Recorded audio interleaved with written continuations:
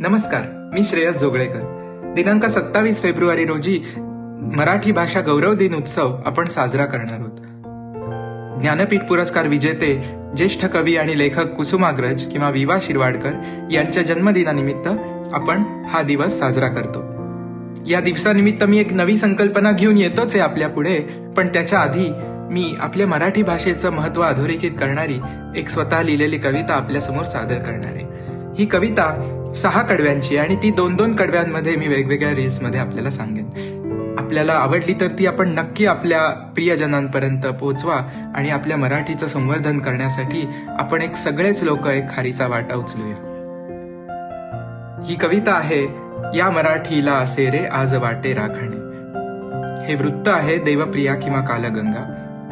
पहिल्या ज्या 2 कडव्यांचं मी आता आपल्याला विवरण सांगणार आहे, या आपल्या मराठी भाषेच्या उगमाबद्दल आणि तिची आजची जी चिंता आहे त्याबद्दल बोलतात. गेल्या 700-800 वर्षांच्या पूर्वी चक्रधर स्वामी महाराज आणि ज्ञानेश्वर माऊलींसारख्या संतांच्या त्यांच्या काव्यांच्या रूपाने मराठी भाषेतल्या साहित्याने एक खऱ्या अर्थाने उभारी घेतली आणि ते अतिशय जनमानसामध्ये पोहोचू लागलं. आणि ती मला खरं तर एक प्रकारे मराठी भाषेची उगम करणारी स्थिती वाटते. ज्ञान या हातून जेव्हा ज्ञानगंगा बोलली, ज्ञान या हातून जेव्हा ज्ञानगंगा बोलली, वेद डोही खोल होती गोड बोली घोळली. आपली भाषा जी अतिशय गोड आहे ती अमृताहूनही गोड आहे असं ज्ञानेश्वर महाराज म्हणतात. त्या भाषेमध्ये पहिल्यांदा वेदांमधलं गीतेमधलं जे ज्ञान होतं ते अगदी प्रत्येक सामान्य माणसापर्यंत पोहोचू लागलं. ज्ञान या हातून जेव्हा ज्ञानगंगा बोलली, वेद डोही खोल होती गोड बोली घोळली. जन्मली त्यातून वाणी अमृताला थोरली, ती मराठी माय माझी आज आहे वाटली. ती मराठी माया माझी आज आहे वाटली. आता माझ्या मराठीला आज कसली चिंता आहे बरं? माया चिंता वाहते रे ही मराठी या क्षणा, माया चिंता वाहते रे ही मराठी या क्षणा. पोर माझा पाहिला का ताठ हो ज्याचा कणा. आपण आपल्या मराठी माणसाचा फार ताठकणा ताठबाणा वगैरे म्हणतो, पण आजकाल आपण इंग्लिशमधून आपल्याला मिळणाऱ्या रोजगारांच्या संधींमुळे आपल्याला असं वाटू लागतं की तीच भाषा बोलणं म्हणजे सगळ्यात महत्वाचं, ती वाचता येणं महत्वाचं, बाकी आपली भाषा आली काय नाही आली काय कोणाला फरक पडतोय. पण इथे कुठतरी मला खूप मोठी चूक वाटते. कुठलीही भाषा किंवा रोजगाराच्या संधी कुठल्याही भाषेत नाही होत. त्यामुळे ज्या भाषेमध्ये आपण वाढलो, ज्या भूमीमध्ये आपले संस्कार झाले, ती भाषा दुय्यम कशी असेल बरं? ती दुय्यम नसते. सगळ्याच भाषा ह्या तितक्याच उत्तम आहेत. पण आपल्याला आजकाल तसं वाटत नाही. आपल्याला असं वाटतं की जिथून आपल्याला संधी मिळतात, पैसा मिळतोय, समृद्धी मिळते, त्या भाषेला, त्या माध्यमालाच महत्व दिलं पाहिजे आणि तिथे आपण कुठतरी झुकतोय असं मला वाटतं. माय चिंता वाहते रे ही मराठी या क्षणा, पोर माझा पाहिला का ताठ हो त्याचा कणा. वाकला का तो युगिया आंग्ल लक्ष्मीच्या पदी. आंग्ल लक्ष्मी म्हणजे इंग्रजी संस्कृतीतून येणाऱ्या किंवा भाषेमुळे येणाऱ्या लक्ष्मीच्या पुढे झुकणं. वाकला का तो युगी या आंग्ल लक्ष्मीच्या पदी, का पुसोनी टाकल्या रे शारदेच्या या खुणा. आपण लहानपणी दसऱ्याला, गुढीपाडव्याला वगैरे एक 4 किंवा 7 आकडांनी आपल्या सरस्वतीची एक आकृती काढायचो, तिची पूजा करायचो आणि ते रेखलेली ती शारदा कुठेतरी आपण पुसून टाकतोय मराठी भाषेचा वापर न केल्यामुळे, ती पुढे न पोहोचवल्यामुळे, असं मला वाटतं. वाकला का तो युगी या आंग्ल लक्ष्मीच्या पदी, का पुसोनी टाकल्या रे शारदेच्या या खुणा. बोली वा भाषा असो या शारदेच्या हो मुली. मला असं वाटतं की बोली कुठल्याही असो, मग ती भाषा फ्रेंच असो, मैथिली असो, मराठी असो, तेलुगू असो, कुठलीही असो. बोली वा भाषा असो या शारदेच्या हो मुली, त्यातली हो एक माझ्या झोपडीशी वाहली. ती ज्ञानगंगा, ती अनेक साहित्यातून समृद्ध होणारी अशी गंगा, अशा अनेक गंगा आहेत, त्यापैकी एका गंगेच्या किनारी माझी झोपडी आहे. बोली वा भाषा असो या शारदेच्या हो मुली, त्यातली हो एक माझ्या झोपडीशी वाहली. तेथ न्हालो तीच प्यालो, तेथची मी वाढलो, त्यामुळे या अंतरी ती माया आहे भासली. मी ती लहानपणापासून वापरत आलो, बोलत आलो, शिकत आलो, त्यामुळे ती मला माझी माय वाटते, आई वाटते.